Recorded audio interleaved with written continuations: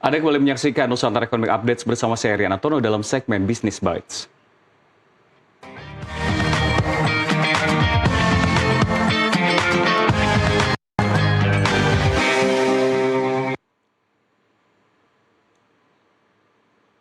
Ya pemirsa, kita ketahui memang Ketua Kadin Indonesia telah menyebutkan bahwa program MBG ini menjadi satu bukti kolaborasi antara pemerintah dan juga dunia usaha.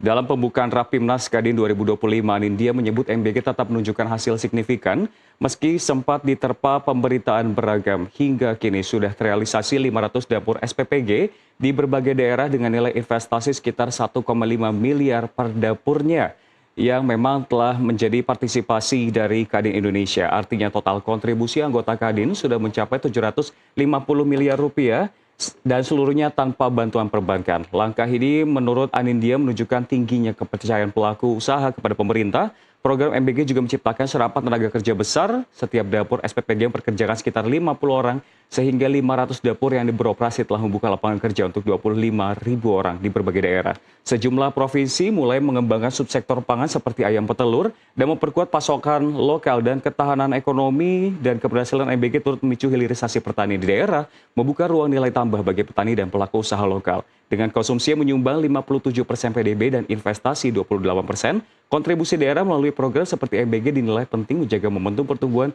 ekonomi nasional.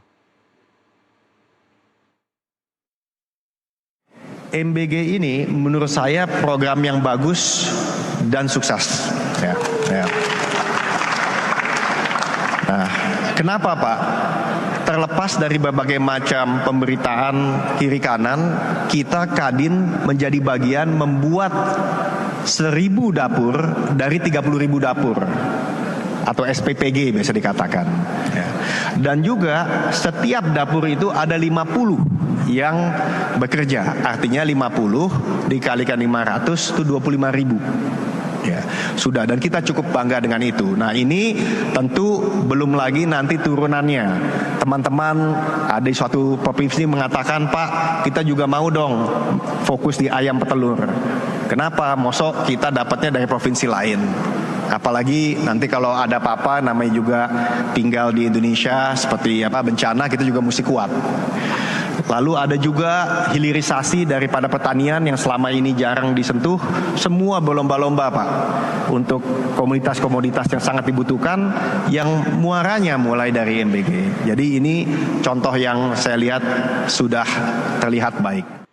Ya pemirsa, program makan bergizi gratis dinilai memiliki peran dan juga dampak dan juga menghasilkan dampak ekonomi, menggerakkan investasi, membuka puluhan ribu lapangan kerja dan juga memicu penguatan sektor pangan di berbagai daerah. Dan kini kita akan melihat lebih dalam jejak nyata program ini terhadap perputaran ekonomi di tingkat lokal, dan telah hadir bersama kami Wakil Ketua Umum Kadin Indonesia bidang peternakan Cecep Muhammad Wahyudin. Selamat pagi menjelang siang Pak Cecep. Selamat pagi. Terima kasih sudah bergabung bersama kami hari ini. Ya, kalau kita melihat memang ada berbagai pernyataan termasuk Ketua Umum Kadin Pak Anini yang menyatakan bahwa memang ini menjadi salah satu penopang ekonomi khususnya PDB di kuartal 3 2025. Betul. Melihat angka-angka tersebut, sebetulnya kita ingin melihat seperti apa angka yang lebih dalam, bukan cuma sekedar angka tapi bagaimana implementasi di lapangan. Pak Cecep sendiri kan memang berasal dari Cianjur. Betul. Dan background yang saya baca, Pak Cecep pun juga turut berkontribusi memiliki SPPG. Iya, betul. Saya ingin melihat kacamata dari Anda, seberapa betul dan bukti konkret dan dampaknya bagi ekonomi. Kita akan bahas UMKM-nya, kita akan bahas pelaku usaha yang terkait. Silakan Pak, di Cianjur seperti apa? Terima kasih. Jadi memang program MBG ini luar biasa impact-nya ya terhadap masyarakat, terutama dari dunia usaha. Jadi dengan adanya sebaran MBG atau SPPG di wilayah-wilayah yang notabene tersebar di seluruh Indonesia ya di tingkat perdesaan, itu menggerakkan ekonomi desanya luar biasa. Jadi mulai dari UMKM-nya, ya dari petaninya, mungkin kalau dari peternakan mungkin masih ada rantai lainnya, ya karena rantai dari ternak sampai ke meja atau sampai ke dapur SPPG itu masih ada proses yang lain. Tetapi kayak pertanian itu cukup signifikan ya penambahannya. Dengan kita melihat juga sekarang harga mulai merangkak naik, tetapi relatif stabil.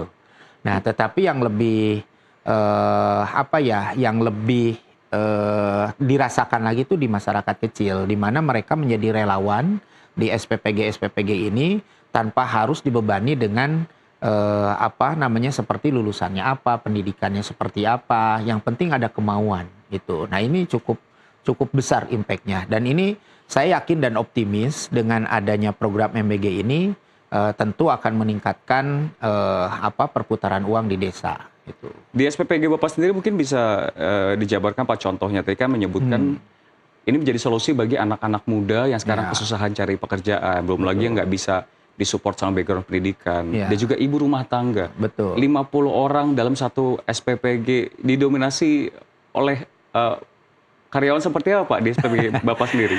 Ya, ternyata hampir semua sama lah ya. Tidak hanya di SPPG saya aja gitu ya. Di SPPG lain pun sama. Jadi rata-rata justru kita bagi itu ada dua. Yang memang tingkat ibu-ibu ya atau emak-emak. Dan kemudian anak muda. Jadi misal kayak untuk yang bagian cuci ompreng atau food tray itu rata-rata anak muda. Jadi lulusan SMA, lulusan SMK, mereka bekerja biasanya di bagian-bagian seperti itu. Dan juga ada helper ya untuk yang kokinya gitu juga, itu ibu-ibu tuh yang diserap. Jadi memang luar biasa lah ini impact-nya gitu. Terkait dengan menu-menu ini Pak, sebelum kita bahas lagi ngomongin penyerapan tenaga kerja, untuk menu kan ada telur. Ini juga menjadi salah satu yang mendorong untuk para pedagang telur atau peternak telur untuk bisa semakin berani kasih modal. Karena sebelum kan gambling ya. Kita mau tingkatin lagi gak ya yang petelur atau enggak. Mungkin bisa Pak dijelaskan kacamatanya di wilayah Cianjur atau mungkin kalau ada data se-Indonesia? Ya, kebetulan saya kan di WKU bidang peternakan. Tentu kita akan melihatnya secara nasional ya. Yang memang patut dijaga dan dikhawatirkan itu akan adanya defisit dari produksi telur di tahun 2026. Karena memang menurunnya importasi grandparent stock di tahun-tahun sebelumnya. Nah, ini yang harus diantisipasi segera. Nah, di lapangan tentu peternakan-peternakan ini menjadi menjadi bagian terdepan di dalam menu-menu MBG ini. Karena kan harus memenuhi syarat-syaratnya, harus ada protein nabati, harus ada protein hewani, ada karbohidrat, sayur dan buah-buahan. Nah, ini memang satu tantangan terbesar, tetapi juga bagian daripada peluang yang sangat besar, di mana masyarakat itu harus mampu melihat ini sebagai captive market gitu. Nah, contoh tadi peternakan, ya udah hari ini yang paling dibutuhkan dan yang paling friendly terhadap anak-anak ya misalnya telur dan ayam. Nah, makanya sekarang diharapkan peternak rakyat atau peternak mandiri kembali bangkit. Nah, ini juga kita Kadin Indonesia juga membantu Kementerian Pertanian dan Kementerian Koperasi ya dalam pengembangan Kopdes Merah Putih untuk masuk ke bidang-bidang yang tadi seperti di industri peternakan, khususnya di ayam petelur dan ayam pedaging. Nah, ini semoga ini menjadi menjadi ruh baru untuk adanya minat orang untuk menjadi peternak. Itu yang paling penting. Sebagai sebuah janji bagi mereka yang ingin fokus di bidang ini, mungkin di SPPG Anda, biasanya serapan telur dan serapan ayam per hari atau per bulan itu berapa sih? Nah, peningkatan yang terjadi sebelum ada MBG dan sesudah ada MBG? Wah, ya kebetulan saya juga peternak. Ya, saya peternak ayam ya. Saya ada peternakan ayam petelur, juga ada peternakan ayam pedaging. Itu terasa sekali. Di tahun 2025 memang gejolak harga itu nyaris tidak dirasakan. Artinya gejolak harga yang jatuh ya.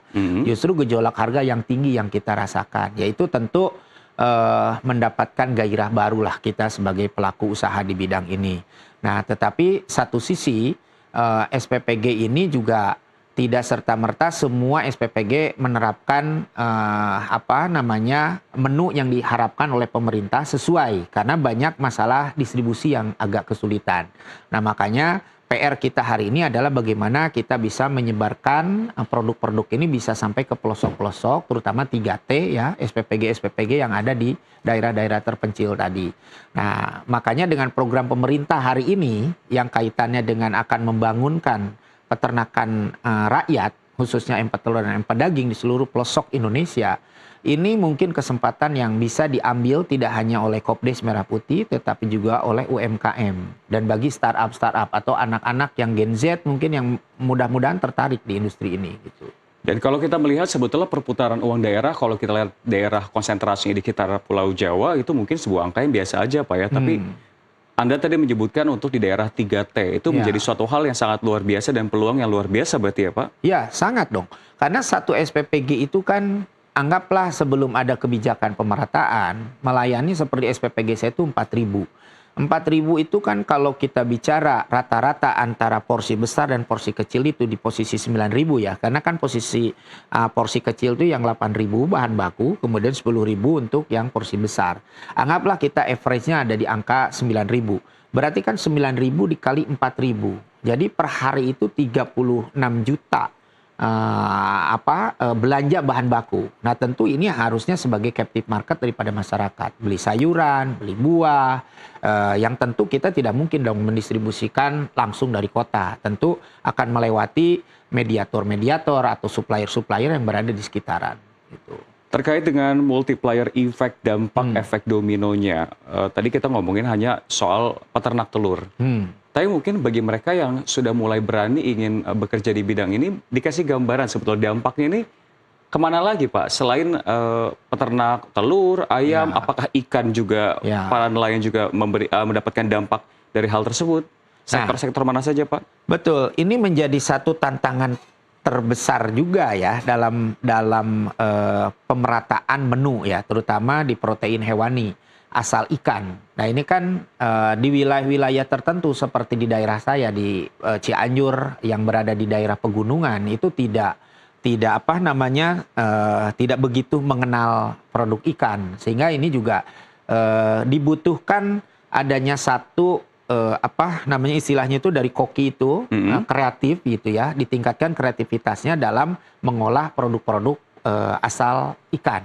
Nah tetapi optimis bahwa ikan juga akan menjadi satu peluang besar, terutama ikan-ikan darat seperti nila, kemudian lele mungkin gitu ya.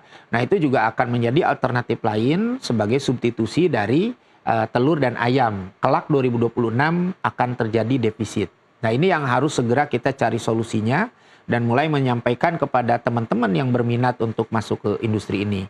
Tapi ada satu hal ini yang kadang-kadang menjadi kendala ya. Saya di lapangan bahwa petani ataupun peternak itu kadang-kadang punya ego tersendiri. Dia tidak melihat peluangnya secara nyata di depan. Misal contoh, sayuran. Sayuran apa sih yang dibutuhkan untuk SPPG atau program ini? Misalkan yang banyak dipakai adalah buncis, wortel. Nah tetapi petani itu kadang-kadang tidak mau nanam buncis dan wortel. Karena mungkin secara untung, secara satu item itu lebih murah. Atau karena harusnya lebih tinggi juga, tapi kadang-kadang mereka menyampaikan bahwa saya biasanya nanamnya bawang, saya biasa nanamnya seledri, jadi ya udah saya maunya ini aja gitu. Padahal kebalik, harusnya kan bisa melihat peluang. Oh hari ini yang dibutuhkan MBG itu adalah ini karena di minggu ini musim hujan udah mulai turun, kemudian petani mulai beralih malah nanam yang lain. Ini harga tertentu yang justru dibutuhkan oleh SPPG ini malah harganya merangkak naik. Nah harusnya diberikan sosialisasi bahwa produk-produk apa saja sih yang dibutuhkan SPPG. Nah sehingga petani itu mau menanam produk itu. Nah makanya kaki tangan kita salah satunya adalah KDMP atau Koperasi Desa Merah Putih itu. Baik, nanti kami akan membahas lagi Pak terkait dengan kacamata Anda sebagai Kadin Indonesia. Apakah sebagai seorang yang berkomunikasi juga dengan pemerintah, berkolaborasi, literasi ini sudah dijalankan tidak sih oleh pemerintah terhadap sisi hulunya, terhadap para petaninya? Kita akan bahas usai jeda, jadi pemirsa jangan kemana-mana, tetaplah bersama kami di segmen Business Bites. Nusantara Economic Updates akan segera kembali.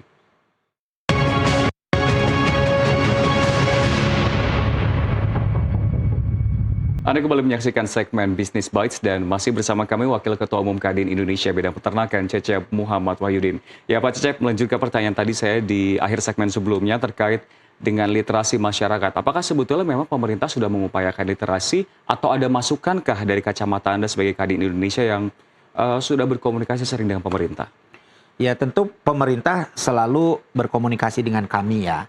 Dalam hal ini kita fokus kepada neraca komoditas. Jadi neraca komoditas itu kita melihat kemungkinan besar ke depan dengan adanya potensi kebutuhan market yang baru.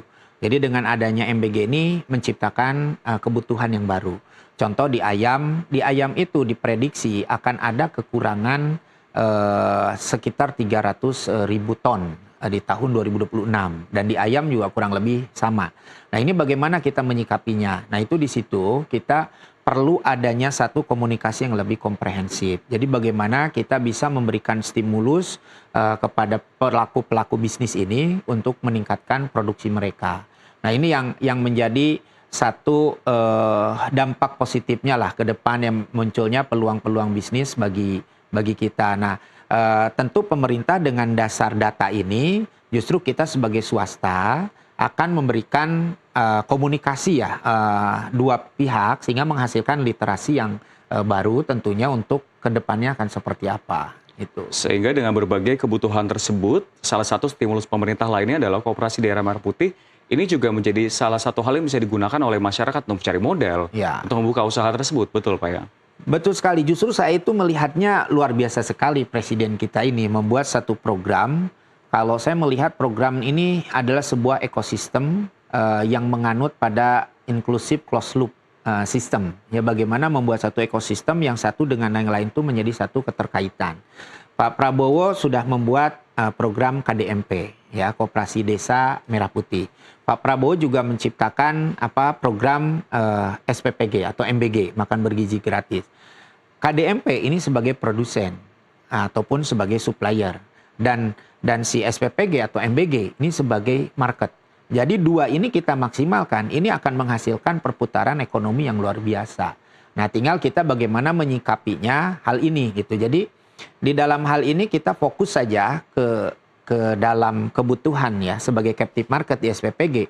Bayangkan satu SPPG kan tadi saya sampaikan itu 36 juta untuk belanja bahan baku setiap hari dari satu SPPG. Kalau di dalam satu kecamatan, seperti di kecamatan saya itu ada 20 SPPG. Berarti kan akan ada sekitar 720 juta rupiah per hari itu yang diserap dalam program ini. Tentu ini akan belanjanya ya ke pasar tradisional, ke KDMP, ke UMKM dan sebagainya. Memang di dalam program ini juga dipagarinya luar biasa. Seperti ada pelarangan menggunakan produk-produk ultra processing. Ini juga luar biasa artinya untuk meningkatkan konsumsi atau produksi-produksi dari UMKM sekitar. Tidak menggunakan produk-produk dari industri kecuali susu ya.